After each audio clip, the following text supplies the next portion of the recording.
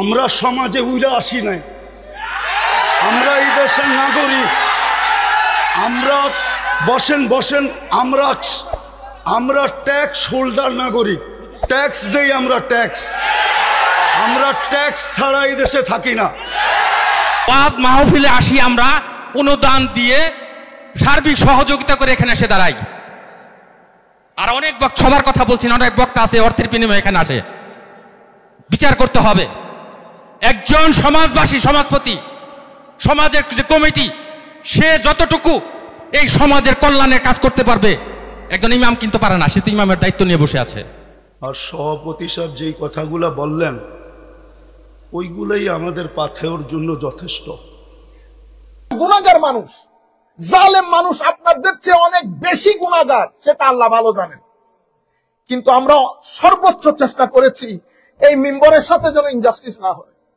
কারণ এই মিম্বরে দাঁড়িয়ে বড় বড় লোক কথা বলতেন। আমরা কাউকে বড় করার জন্য, কাউকে ছোট করার জন্য বলে থাকলে আল্লাহ মাফ করে দেখ আমাদেরকে। কিন্তু আমি আপনাদেরকে বলতে চাচ্ছি, এই যে জার্নালিস্ট বলার পরে এমন এমন লোক এটার সাথে এগ্রি করে এটাকে ধামাচাপা দেওয়ার জন্য বক্তব্য দিচ্ছে, আপনি কল্পনা জল্পনার বাইরে। একজন বলতে বলতে বলেছে যে জার্নালিস্ট তো একটা ভালো শব্দ, ইভেন নবী শব্দের একটা অর্থ বলে ডাকপিয়ন। বুঝতে পেরেছেন আমি কোথায় যাচ্ছি? দেখছেন? কারণ আমি জানিও না কার ব্যাপারে কথা বলছি। যাকে আমার আল্লাহ নামাজের মধ্যে সালাম দিতে বলেছেন, আজানের মধ্যে যার নাম আসে, যিনি পাহাড়ে উঠলে পাহাড় নাচে, যার হাতের ইশারায় চন্দ্র দ্বিখণ্ডিত হয়, যাকে পবিত্র কোরআনের প্রত্যেকটা জায়গায় আমার আল্লাহ নিজের সাথে রেখেছেন। ইন্নাল্লাযীনা ইউযুনাল্লাহা ওয়া রাসূলা ওয়া মান ইউতি'ইল্লাহা ওয়ার রাসূলা, যাকে আমার আল্লাহ পবিত্র কোরআনের কোথাও নাম ধরে রাখে নাই, যার ব্যাপারে আমার আল্লাহ বলেছেন ইন্না আতাইনাকাল কাউসার, সেই নবীর ব্যাপারে যদি শেষ জমানায় এসে আমাদেরকে এটা দেখতে হয়, এরপর আমাদের সন্তান আছে না, আমাদের নিজেদের ভাই ব্রাদার আছে, আমাদের সন্তানরা আছে, আমাদের সব সন্তান আমার সাথে এগ্রি করবে এমন তো কোনো কথা নাই। এগ্রি না করুক, কিন্তু আপনি যখন এই শব্দের মধ্যে পড়ে যাবেন, আপনি যখন রোজা পূজা এগুলোর মধ্যে চলে আসবেন, আপনি যখন বিষ্ণু, কত বড় মারাত্মক বেয়াদবি, বিষ্ণু মোহাম্মদ মুসা যখন একসাথে হয়ে যাবে, তাহলে ফারাক কোন জায়গার মধ্যে? আল্লাহ আমাদের হামি ও নাসির হোক। আল্লাহ সবাইকে হেদায়েত দান করুক, বুঝ দান করুক। আমরা বোধহয় বাউলা হয়ে যাচ্ছি একটা চেয়ারের জন্য। মনে রাখবেন, চেয়ারের জন্য বাউলা হতে হয় না। আমার আল্লাহর রসুলের শরীয়ত তরিকত এগুলার ঝান্ডা উঁচু করে তোলেন, এটা সামনের দিকে যান, চেয়ারে বসতে হবে এমন কোনো কথা নাই। আল্লাহ আমাদের হামি ও নাসির হোক। তাহলে ওয়াসবির মাআল্লাযীনা ইয়াদউনা রাব্বাহুম বিল গাদাতি ওয়াল আশি, আল্লাহর কিছু খাস বান্দা আছে, সেই বান্দাদের সাথে সময় কাটাইতে বলা হচ্ছে। কেন? কারণ তবিয়ত, আমাদের অবস্থা, আমাদের চরিত্র, এটা পরিবর্তনের জন্য নির্দিষ্ট একটা ওয়ে আছে। সেই পদ্ধতির একটা বড় পদ্ধতির নাম তরিকায়ে কাদেরিয়া। সময় যেহেতু খুব সংক্ষিপ্ত, তরিকায়ে কাদেরিয়ার পিলার গুলা কি? Those who belong to the তরিকায়ে Qadiriya, they must know what is the pillars of তরিকায়ে কাদেরিয়া। এটা তো জোক না যে আমি বস বায়াত গ্রহণ করছি। হাই খোদা, যিনি বায়াত গ্রহণ করেন নাই, যিনি করেছেন উনি মনে করেন উনি বেহেশতে উঠে গেছেন, আর যিনি বায়াত গ্রহণ করেন না, হাই খোদা, সে এখনো দুনিয়াতে হাঁটতেছে। আজীব মাহৌল। এবং এত জাহেলানা, এত মূর্খের সমাজে বসবাস করতেছি। বড় বড় আলেমদেরকে পাত্তা দেয় না, পীর সাহেব এসে গেছে। আপনারা বুঝতে পেরেছেন? বড় বড় আলেমের কোনো পাত্তা নাই, সিট নাই, পীর সাহেব এসে গেছেন। আরে জানেও না দুই পীর এবং আলেম একসাথে বসা কার মকবুলিয়ত আমার নবীর দরবারে জাহেল মূর্খ জানেও না, পীরের জন্য পাগল হয়ে গেছে। এই বাংলাদেশ, ইন্ডিয়া, পাকিস্তান, মেইনলি শিখেছি পাকিস্তান থেকে। আমি ইংল্যান্ডে আমাদের মসজিদের মধ্যে হেন কোন পাকিস্তানি পীর নাই, আসে নাই। আফসোস, সদ আফসোস, ম্যাক্সিমাম পীরকে আমার নিরেট জাহেল এবং ভণ্ড মনে হয়েছে। নাই দিন, নাই ধর্ম, নাই শরীয়ত, নাই তরিকত, শুধুমাত্র মামা গনে। আর আমাদের লোকজন মাদ্রাসা বলেন, আলেম উলামা বলেন, পীর সাহেব আসে, পকেট ভরে দাও। এটা আমাদের টেন্ডেন্সি। সারা 3-4 ঘন্টা আলেম ওলামা তাকরীর করে আমাদের ইংল্যান্ডে, যাওয়ার সময় 300 পাউন্ডে। আর এক নাত খা 30 মিনিট এসে নাত পরে আরেক মাহফিল, তারপরে আরেক মাহফিল, তারে আমরা 1200 পাউন্ড দিই একসাথে। আপনারা বুঝতে পেরেছেন? এই আন্দাজে ইনজাস্টিস হয়। পাকিস্তান থেকে সেটা সোজা বাংলাদেশে গিয়ে ঢুকে। আপনারা বুঝতে পেরেছেন? তরিকতের তো পর্যন্ত আমরা জানি না, চিনি না, বুঝি না। হুজুর শেখ আব্দুল কাদের জিলানী রাদিয়াল্লাহু তাআলা আনহু বলতেছেন, তো তরিকতের pillar, there are 3 pillars of তরিকায়ে কাদেরিয়া. So if I belong to তরিকায়ে কাদেরিয়া, I must know the pillars. The first pillar, হুজুর বলতেছেন, বেটা আমার তরিকার প্রথম পিলার হচ্ছে as-sidq, সিদক, সততা, সত্যবাদিতা। সততা, সত্যবাদিতা মানি, কারণ হুজুর গৌসুল আজম যখন বাগদাদে যাচ্ছেন, আমি গত জুমায় আপনাদেরকে বলেছি, বেটা, মা বলতেছেন, বেটা আমার পরিবারের মধ্যে মিথ্যার কোন স্থান নাই। আমাদের বড় নানা যিনি মুহাম্মদুর রাসূলুল্লাহ সাল্লাল্লাহু আলাইহি ওয়াসাল্লাম, জাহেরে বাতেনে হক ছিলেন, যেই দিন দুনিয়া থেকে আসছেন সেদিন থেকে as-সাদিকুল আমিন বলে প্রতিষ্ঠিত ছিলেন। সুতরাং আমার পরিবারের, আমি সংক্ষিপ্ত আকারে বলে যাচ্ছে আপনাদেরকে, সিদক। তো জীবনে যেখানে যাও, সিদকের চাদর যেন তোমার হাত থেকে না ছুটে। এরপরে হচ্ছে আল হক, যেখানে যাবা, যে অবস্থায় থাকবা, হক বলার ক্ষেত্রে, হক লালন করার ক্ষেত্রে, হক দেখার ক্ষেত্রে, হক শোনার ক্ষেত্রে, হক বলার ক্ষেত্রে, হক ধরার ক্ষেত্রে বিন্দু পরিমাণ পিছপা হবে না।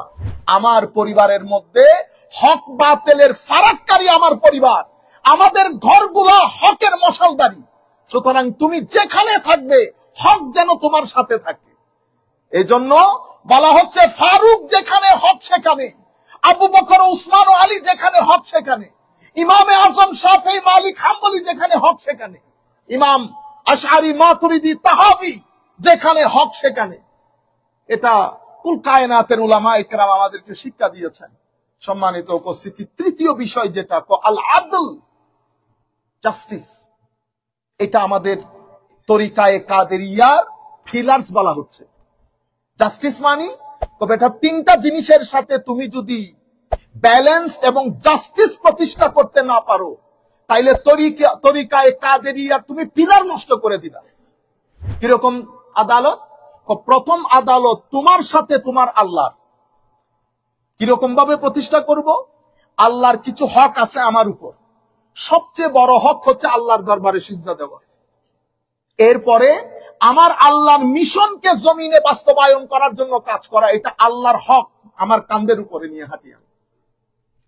এরপরে আল্লাহর সৃষ্টির সাথে আদালত প্রতিষ্ঠা করা। কোন সৃষ্টি, একটা পিঁপড়া পর্যন্ত আমার মাধ্যমে কোন জুলুমের শিকার হইল কিনা। মনে রাখবেন, সত্যিকার তাকওয়া পরহেজগারি আমার নবীর সাথে নিসবত যে ব্যক্তির মধ্যে থাকবে, সেই ইলেকট্রিক ব্যাট দিয়ে একটা মশা মারার সময়ও তার ভিতরে ক্লিক করে উঠবে, আল্লাহ আমি কোন আগুন দিয়ে সাজা দিতে নিষেধ করেছে তোমার নবী, আমি কোন ওই জুমরার মধ্যে পড়ে যাচ্ছি কিনা। যখন আপনার ভিতর থেকে এই আওয়াজ বের হবে, এটা রুহের আওয়াজ, কলব বাতেনের আওয়াজ। আমি ছেলেদেরকে বলছি, কলব বাতেনের আওয়াজ বড় আওয়াজ। বেটা মনে রাখবেন, এই আওয়াজ শোনার চেষ্টা করবেন, সেটাই করেন যেটা আপনার কলব বাতেন ভিতর থেকে আওয়াজ দিচ্ছে। 50-50, দুইজনে 20 টাকা 10 টাকা 10 টাকা করে ভাগ করে নিলাম, এটা ইনসানিয়ত। এটা ইনসানিয়ত। 10 টাকা 10 টাকা আপনি পাওয়ার পর আপনারে 3 টাকা বাড়াই দিলাম, এটা কলব বাতেনের আওয়াজ। কলব বাতেনের আওয়াজ। আর কিচ্ছু হবে না, কিচ্ছু হবে না, আমাকে দিয়ে কিচ্ছু হবে না। আমাদের ছেলেরা এটাই করে। প্রথমে তো একদিনে পয়সাওয়ালা হয়ে যেতে হবে, প্রথম মাস থেকে $10,000 ইনকাম হইতে হবে। আর উইতের আছে, এর আছে, এর আছে করতে করতে পারে না, পাগল হয়ে যায়। যেখান থেকে পারে টাকা পয়সা নিয়ে নেয়। মনে রাখবেন, হারামের 1 টাকা যদি পকেটে যায়, 1 টাকা, অনেক টাকা না। আমি ছেলেদেরকে বলতেছি, ইফ ইট ইজ ফ্রম হারাম source, if you put this in your pocket, then note it down, write it down in your diary that your fall down has already started. 10 years, 20 years. Then your house will be equipped. Unhappiness, imbalance, mental anxiety, depression. If you want to protect, if you want to get rid of depression, mental anxiety, imbalance in your family, check your risk, whether it comes from halal source or not. If $1 even from haram source, stay away from it. Do not put it in your pocket, because if haram is here in your stomach, if 1 year, if you keep saying Allah, Allah, Allah, Holy Prophet said Allah does not answer to you. Allah তোমার আওয়াজে জবাব দিবেন যদি হারাম থাকে। সম্মানিত আমার ছেলেদেরকে বিশেষ করে বলতেছি, আল্লাহর ওয়াস্তে পাগল হয়ে যায় না বেটা। আপনার একটা তকদির আছে, ওই তকদির থেকে কোন আপনি বের হইতে পারবেন না। আপনার তকদিরে টাকা থাকলে আপনি টাকা আসবে, শুয়ে থাকলেও আসবে। তার মানে কি আপনি কাজ না করে বসে থাকবেন? আমি এটা বলতেছি না, কাজ করতে হবে। কিন্তু আমি যেরকম পাগলামি শুরু করেছি যে একদিনের মধ্যে, 1 বছরের মধ্যে আমাকে $1,00,000 ইনকাম করতে হবে, মনে রাখবেন প্রথম বছরে যদি $1,00,000 ইনকাম হয়, দ্বিতীয় বছর থেকে আপনার ঘুম হারাম হয়ে যাবে। আপনি ন্যাচারাল যেই ডেভেলপমেন্ট সেটার বাইরে চলে গেছেন। ন্যাচারাল ডেভেলপমেন্টের বাইরে চলে গেলে আপনি টেনশন, পৃথিবীতে অনেক কিছু আছে এনজয় করা, সময়কে এনজয় করেন, টাইমকে এনজয় করেন, জায়গাকে এনজয় করেন, মা বাবা ভাই বোন আছে এদেরকে এনজয় করেন, এদের কোম্পানি এনজয় করেন। আজকে আছে বলে আপনার মাথায় আসতেছে না, কালকে পাবেন না, $1 মিলিয়ন খরচ করলো কেউ আসবে না। এই যে আমি ঘরের মধ্যে একসাথে ভাত খেতে বসেছি, আপনারা যান 12টা পর্যন্ত ঘরে আসেন না, মা বাবা বসে থাকে, আপনি $1 মিলিয়ন কামাই করতেছেন। আরে বেটা, ঘরের মধ্যে গিয়ে একসাথে বসে খায়া নেই। এই যে একসাথে বসে খাচ্ছি, এই সুযোগ আর পাবি না। $1 মিলিয়ন হয়তো এক সময় আসবে, কিন্তু এই সুযোগ আর আসবে না। মা বাবা যখন একটু সাইটের বাইরে চলে যায়, তাদেরকে লুক আফটার করেন, তাদেরকে সময় দেন। 2 ঘন্টা কম কাজ করেন, তাদেরকে সময় দেন। আপনার জীবনে টাকারও দরকার, বরকতেরও দরকার, দুয়ারও দরকার। সবকিছু মিলে আপনার জীবনকে পিসফুল করবে। শুধু টাকাও শান্তি দিতে পারে না, শুধু বরকতও শান্তি দিতে পারে না। ব্যালেন্স করেন লাইফের মধ্যে, তাইলে এরপরে ফুল ক্রিয়েশনের সাথে আদালত, এরপরে নিজের সাথে নিজের আদালত। আমি যখন নফসের কথা শুনবো, নফসের কথা শুনে কলব বাতেনকে ইগনোর করব, তাহলে এটা ব্যালেন্স হইল না। সেজন্য হুজুর আব্দুল কাদের জিলানী বলছেন, আমার এই তরিকার 3টা রুকুন, 3টা পিলার। এক পিলার সিদক, এক পিলার আদালা, এক পিলার হক। এই হচ্ছে তরিকায়ে কাদেরিয়ার পিলারস গুলা। এরপরে তরিকায়ে কাদেরিয়ার, আমি দ্রুত বলে যাচ্ছি, সময় নাই, ক্যারেক্টারিস্টিক্স মানে খাসায়েল। হুজুর আব্দুল কাদের জিলানী দুনিয়া থেকে চলে যাবেন, হায় হায়। সন্তান শেখ আব্দুর রাজ্জাক রাদিয়াল্লাহু তাআলা আনহু ওনাকে ডেকে বলতেছেন, বেটা 7টা জিনিস তোমার মাথায় রাখবা। প্রথম কোনটা?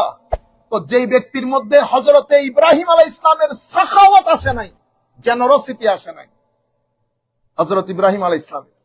যেই ব্যক্তির মধ্যে হযরতে ইসমাঈল আলাইহিস সালামের রেজা আসে নাই, রেজা মানি স্যাটিসফাইড থাকা, কন্টেন্ট থাকা, হোয়াট এভার, যেটাই জিন্দেগিতে ঘটুক না কেন। ইসমাইল আলাইহিস সালামকে যখন তার বাবা ইব্রাহিম আলাইহিস সালাম বলছেন, বেটা আমি তো স্বপ্নে তোমাকে জবাই করতে দেখছি, হযরত ইসমাইল বললেন, বাবা কোনো অসুবিধা নেই, ইফআল, আপনি করেন সেটা। এটাকে বলে রেজা, মানে আল্লাহর হুকুমের সামনে সারেন্ডার করে দেওয়া। তাইলে সাখাওয়াতে ইব্রাহিম, রেজায়ে ইসমাইল এবং সবরে আইয়ুব, 36 বছর, মতান্তরে 32 বছর, 26 বছর উনি রোগে ভুগেছেন। শেষ পর্যন্ত পুরা শরীরের মধ্যে পোকা ধরে গেছে।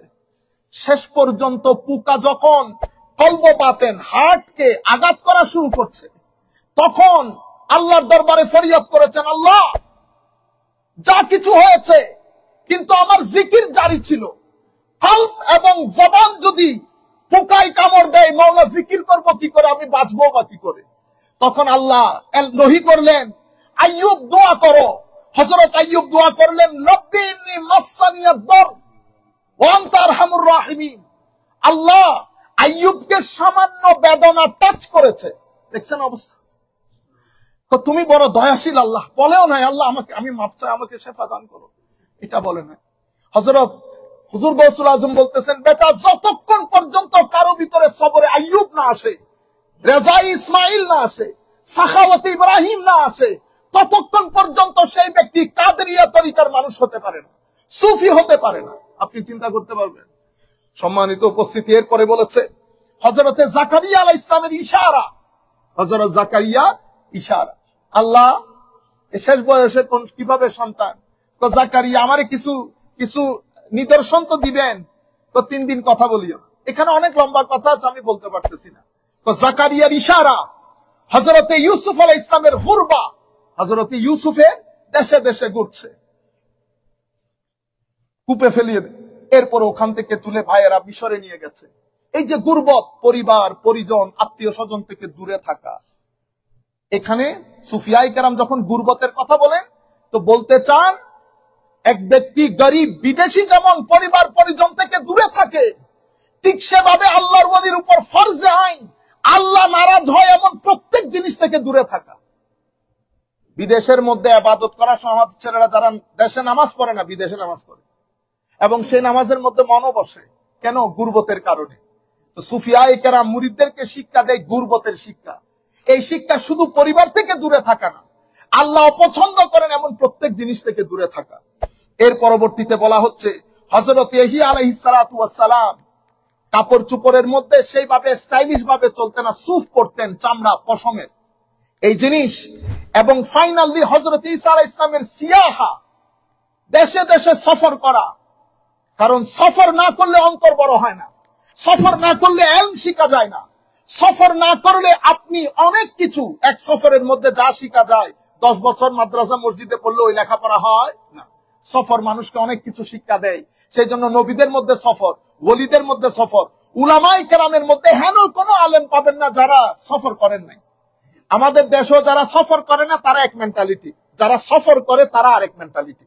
আপনারা এখানে আসার আগে এক ধরনের ছিলেন না, এখানে আসার আগে কেউ হাত তুলতে নামাতে আমিন জোরে বলতে দেখতে আমি দেখছি আমাদের মসজিদ থেকে বের করে দিচ্ছে।